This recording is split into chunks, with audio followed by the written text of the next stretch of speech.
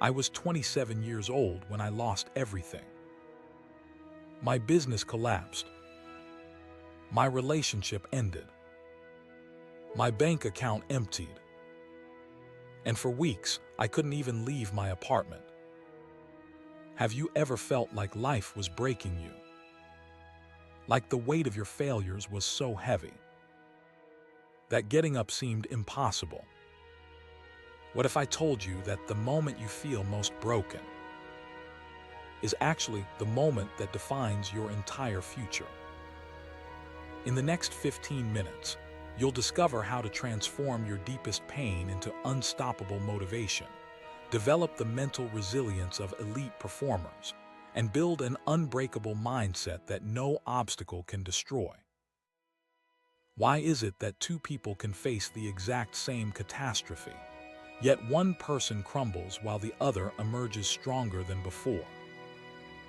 The answer isn't talent. It isn't luck.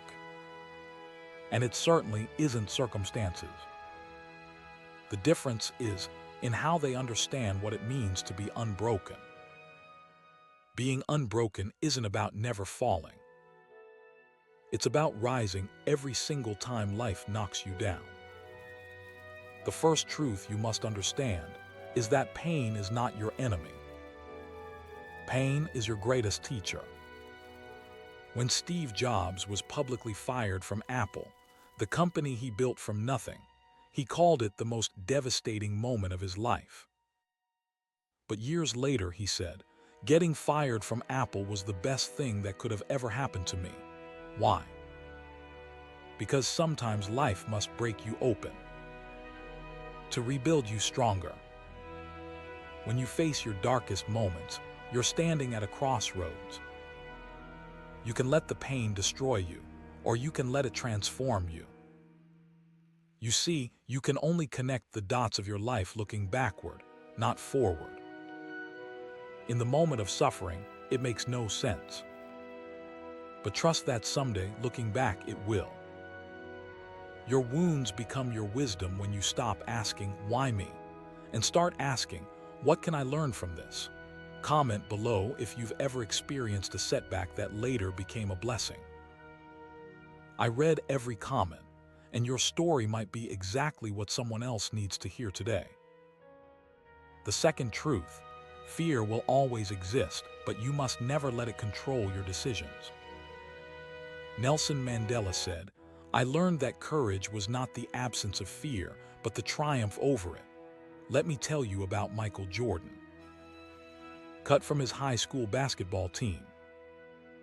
Imagine if he had let that fear of inadequacy define him. Or J.K.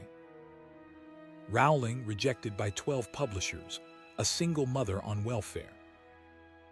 What if she had surrendered to the fear that her work wasn't enough? Or Nick Vujicic, born without arms or legs, who contemplated suicide at age 10. What if he had given in to the fear that his life had no purpose? The difference between these individuals and those who remain broken is not the absence of fear. It's their relationship with fear. Principles lead to promises, while feelings lead to nothing. You must discipline your emotions rather than letting them control you. Fear is merely a visitor. It will always knock at your door. But you decide whether to invite it in and let it stay. The size of your success will be measured by the strength of your fears that you conquered along the way. I need to share something personal with you. When my business failed years ago, I didn't just lose money. I lost my identity. For months, I couldn't look at myself in the mirror. I was afraid to tell people what happened. The shame was suffocating. One night, sitting alone in my empty apartment, I wrote a question on a piece of paper. Who would you be if you weren't afraid? That question broke something open inside me. I realized I had been living someone else's definition of success. I had been chasing approval instead of purpose. That night, I made a declaration about who I really was and what I stood for. I took full responsibility for my life, past failures and future choices. And that's when everything began to change. The third and most important truth: unbroken people understand that persistence is the ultimate power. Thomas Edison failed 10,000 times before creating the light bulb. When asked about it, he said, "I didn't fail 10,000 times. I successfully found 10,000 ways that won't work." Diana Nyad attempted to swim from Cuba to Florida 4 times and failed. At age 64, when most people have given up on their dreams, she succeeded on her 5th attempt. Each day missed in pursuing your dreams could set you back significantly. The greatest tragedy is not failure, but giving up just before success. Like this video right now, if you agree that persistence is the most underrated quality for success. Let's see how many true warriors we have watching. The final chapter of your life hasn't been written yet. Your past is not your future unless you choose to live there.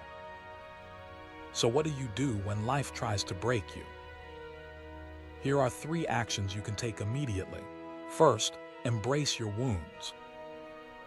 Write down your 3 biggest setbacks, and beside each one, write what it taught you. Your scars are not signs of weakness. They're marks of survival. Second, make a fear inventory. Identify the 3 biggest fears holding you back right now. Then create one small action to confront each fear this week. Remember, courage is a muscle that grows stronger with use. Third, create a persistence pledge. Decide on the one goal that matters most to you. Then commit to taking one action toward it every single day for the next 30 days, no matter how small, no matter how you feel. You are not what happened to you. You are what you choose to become next. I've created something special for this community. It's called the Unbreakable Mind Challenge, a free 7-day mental resilience program that will help you develop the mindset we've discussed today. The link is in the description below. This isn't for everyone. It's only for those who are serious about transforming their relationship with adversity.